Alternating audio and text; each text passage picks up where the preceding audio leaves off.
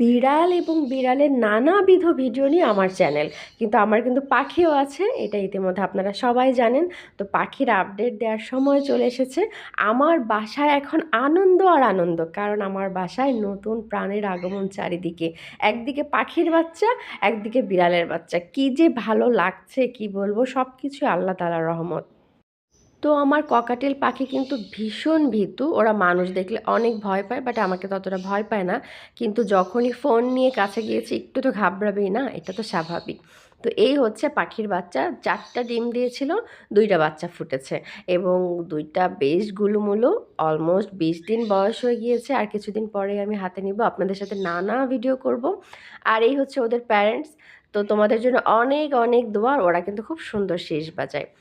এই যে আমার সালসামণি কিন্তু এখন খাচ্ছে, সকালের খাবার খাচ্ছে 12টার সময়, খাবারটা গরম ছিল তাই তার খেতে দেরি হয়েছে।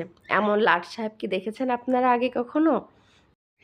সালসা যেহেতু খাচ্ছে, চলেন এই সুযোগে বাচ্চাদেরকে দেখে আসি। বাচ্চারা তো সেই গোলুমুলু, আমার তো মন চায় সারাক্ষণ ওদেরকে ছানা বড়া করতে। কি যে ভালো লাগে, সকালে উঠে ওদের মুখটা দেখলে আমার দিনটাই ভালো যায়। আসলে বাসার ভিতরে যখন আপনার এনিমেল থাকবে বা কোনো পেট থাকবে, ওদেরকে দেখলেই আপনার মন ভালো হয়ে যাবে। এখন আসেন একটা মজার কথা বলি। এই যে এতদিন কিন্তু দেখছেন আমার সালসা তার বাচ্চাদেরকে নিয়ে এই যে মাথার কাছে এই জায়গাটাতে ছিল। তো এখন কিন্তু সে আবার জায়গা বদল করেছে। ইতিমধ্যে আপনারা বুঝতে পারছেন যে জায়গাটা কিন্তু একটু আলাদা। তো এখনকার জায়গাটা আমার বেশ পছন্দ হয়েছে। কারণ আগে তো আমার ওখান থেকে ওদের টেক কেয়ার করতে অনেক কষ্ট হতো। এখন মোটামুটি পায়ের কাছে গিয়েছে, আর ওখানে আমার টেক কেয়ার করতে অনেক অনেক সুবিধা হইছে।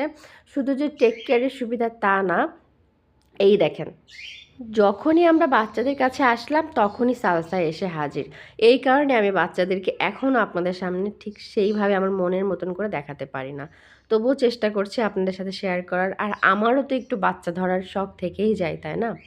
তো বাচ্চাদেরকে এই জায়গায় আনার পর আমি আরও সুন্দর করে জায়গাটা পরিষ্কার করে দিয়েছি। আশেপাশে আমার কিছু মালামাল ছিল, ওগুলো সরিয়ে দিয়েছি, দিয়ে মোটা কাপড় বিছিয়ে নেট দিয়ে সুন্দর একটা ঘর বানিয়ে দিয়েছি।